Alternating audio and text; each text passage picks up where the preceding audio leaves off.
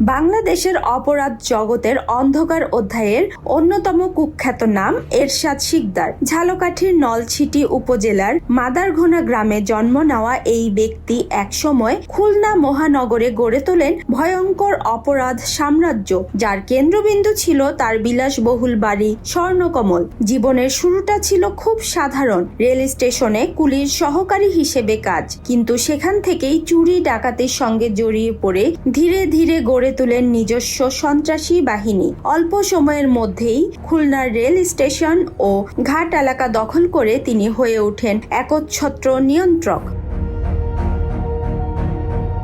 ক্ষমতার বিস্তারের রাজনীতিও ব্যবহার করেন তিনি। হোসাইন মোহাম্মদ এরশাদের আমলে জাতীয় পার্টিতে যোগ দিয়ে শুরু, পরে বিএনপি ও আওয়ামী লীগ সব দলেই নিজের অবস্থান তৈরি করার চেষ্টা করেন। এই রাজনৈতিক আশ্রয় প্রশ্রয় তাকে দীর্ঘদিন আইনের নাগালের বাইরে থাকতে সাহায্য করে। তার বিরুদ্ধে 7টির বেশি হত্যাকাণ্ড, চাঁদাবাজি, জমি দখল, মাদক ব্যবসা ও নারী নির্যাতনের অভিযোগ ছিল।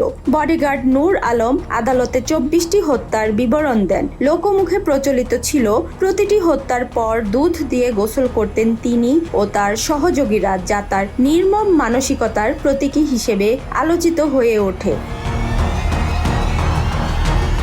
খুলনার সোনাইডাঙ্গার মজিদ সরণিতে দাঁড়িয়ে থাকা স্বর্ণকমল ছিল তার ক্ষমতা ও আতঙ্কের প্রতীক। ভারত থেকে আনা নকশায় নির্মিত এই বাড়িতে ছিল গোপন কুঠুরি, বাংকার ও অস্ত্র ভাণ্ডার। শোনা যায় বাড়ির ভেতরে কোটি কোটি টাকা লুকানো ছিল এবং নিয়মিত সেখানে জলসা বসত, যেখানে শহরের প্রভাবশালী ব্যক্তিরা যাতায়াত করতেন। এমন কথাও প্রচলিত আছে যে এই বাড়ি নির্মাণে জড়িত ব্যক্তিকেও পরে হত্যা করা হয়। 1999 সালে গ্রেফতারের পর একাধিক মামলায় বিচার শেষে 2004 সালে 10 মে মধ্যরাতে খুলনা জেলা কারাগারে তার মৃত্যুদণ্ড কার্যকর করা হয়। আর মৃত্যুর পর শুধু একটা অপরাধ সাম্রাজ্যের পতনই হয়নি, বরং ভেঙে পড়ে তার পরিবারের সামাজিক অবস্থানও। এখান থেকেই শুরু হয় তার সন্তানদের জীবনের ভিন্ন এক বাস্তবতা, যা এই গল্পের সবচেয়ে গুরুত্বপূর্ণ অংশ। তার বড় ছেলে মনিরুজ্জামান শিকদার জামালকে জীবিত অবস্থাতেই বিয়ে দিয়েছিলেন এরশাদ শিকদার। খুলনার বৈকালী এলাকার তারা কাজীর মেয়ের সঙ্গে বেশ ধুমধাম করে বিয়ে হয়েছিল, কারণ তখনও এরশাদের প্রভাব ছিল অটুট। কিন্তু বাবার ফাঁসির পর পরিস্থিতি বদলে যায়। স্বর্ণকমল তখন মানুষের কৌতূহলের কেন্দ্র হয়ে ওঠে, যা পরিবারের জন্য বিব্রতকর হয়ে দাঁড়ায়। এই পরিস্থিতি এড়াতে জামাল স্বর্ণকমল ছেড়ে শ্বশুর বাড়ি চলে যান।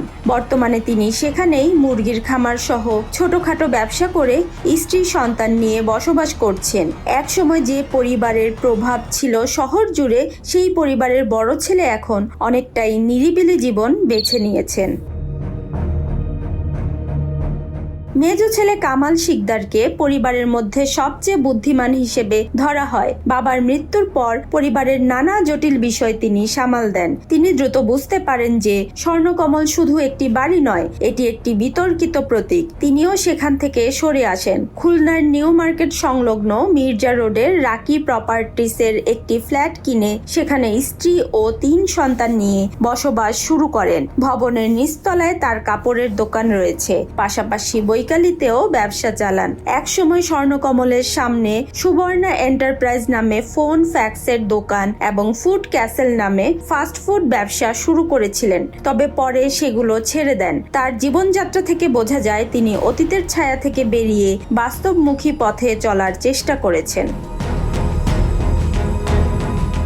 সবচেয়ে ছোট ছেলে হেলাল শিকদার ভিন্ন সিদ্ধান্ত নেন। তিনি পরিবার সহ স্বর্ণকমল বাড়িতেই থেকে যান। মা খাদেজা বেগম ও নানি ফরিদা বেগমের সঙ্গে স্ত্রী সন্তান নিয়ে বর্তমানে তিনি এই বাড়ির প্রধান বাসিন্দা। একসময় যে বাড়ি ছিল আতঙ্কের কেন্দ্র, আজ সেটি তার বসবাসের জায়গা, যা এক অদ্ভুত বৈপরীত্য তৈরি করে। 2 মেয়ের মধ্যে সুবর্ণা ইয়াসমিন পরিবারের পছন্দে খুলনা শহরেই বিয়ে করে শ্বশুর বাড়িতে বসবাস করছেন। অন্যদিকে ছোট মেয়ে জান্নাতুল নওরিন এশার জীবন শেষ হয় এক মর্মান্তিক ঘটনায়। 2022 সালের 3 মার্চ তিনি আত্মহত্যা করেন। এই ঘটনা পরিবারটির ট্র্যাজেডিকে আরো গভীর করে তোলে। এরশাদ শিকদারের দুই স্ত্রীর জীবনও ভিন্ন পথে এগিয়েছে।